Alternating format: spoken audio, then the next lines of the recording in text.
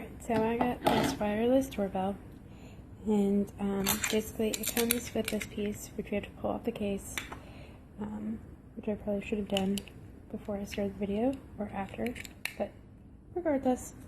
Alright, so it comes with 2 of those batteries. Put that in place. And I don't know how well you can see it, but it is glowing.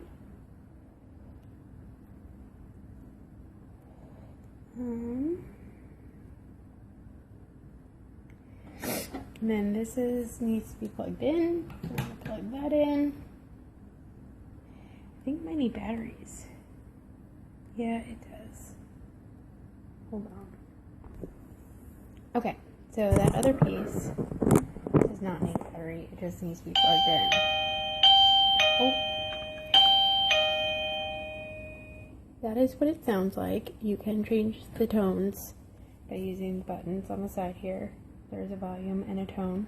But it also comes with this cute little button that says touch me, ring me.